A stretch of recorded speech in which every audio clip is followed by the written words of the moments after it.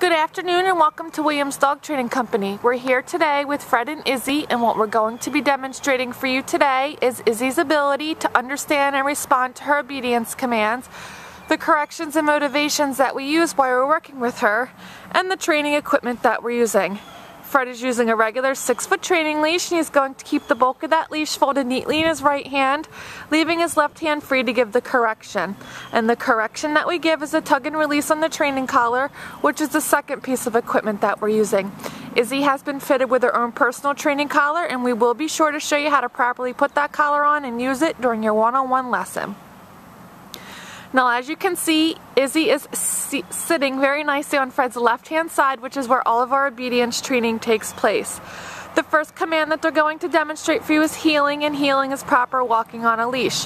Fred and Izzy take off doing that now, and the command that you're going to give is Izzy heel, and you're going to start walking, and Izzy should then fall in line nicely, heeling at your left heel position. She should not be lagging behind on that leash, nor should she be lunging ahead and pulling on that leash. And whether you're walking at a fast pace or a slow pace, she should remain right there at your left-hand side.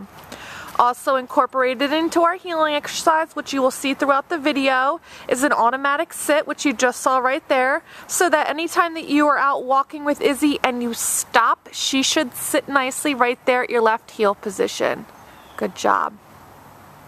Now the next command they're going to demonstrate for you is the stay command, and the stay command is a hand and voice command. Okay. You're going to use the open flat of your left palm an inch or so in front of her muzzle and the one-word command to stay, and then you're going to walk out to the end of your training leash.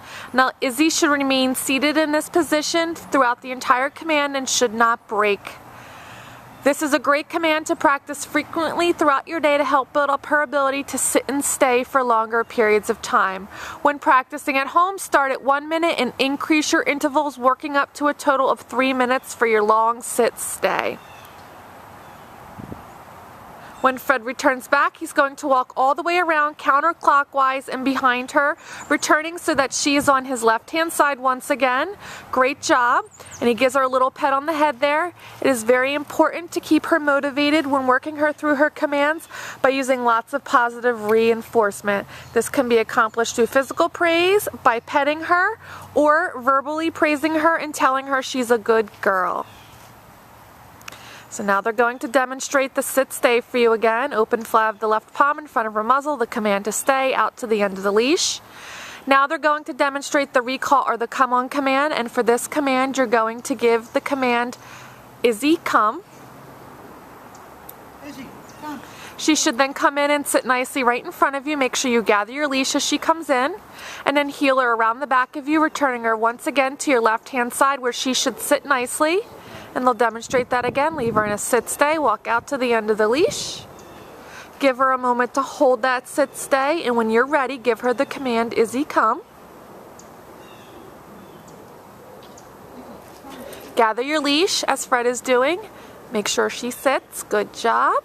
And heel her around the back of you, returning her to your left-hand side. Great job. Now when Izzy first returns home and is transitioning back into the house, you want to make sure that you are picking an area that's nice and quiet and distraction free at first, so that way you can feel comfortable working her through her commands. And then over time, when you start to feel more comfortable and are able to provide her with correction if need be, you can slowly start to incorporate the amount of distractions in your training session.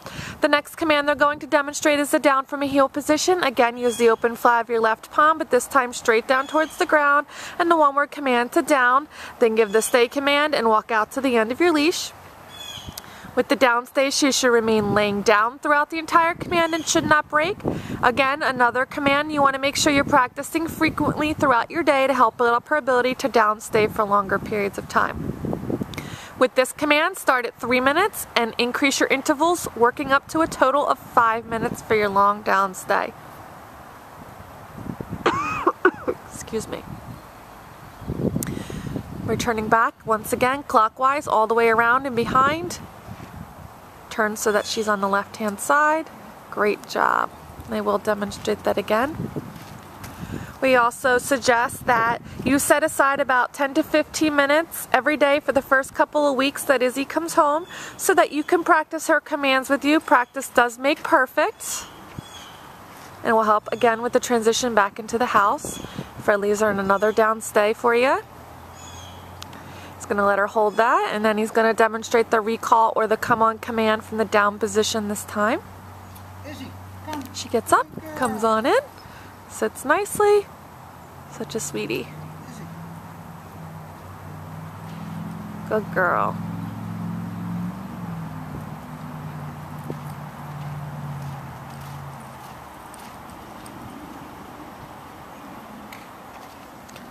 Now Fred's going to leave Izzy in a sit stay and walk out to the end of the leash. Oh. Out to the end of the leash, and now he's going to demonstrate the down from a distance by giving her the down command with his right hand from the end of the leash. And she should drop down right there where she's sitting.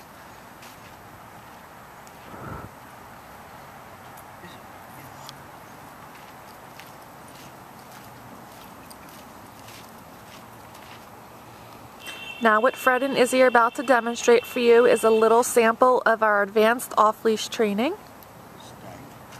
And by this, he's going to drop the leash and leave her in a sit stay and increase his distance.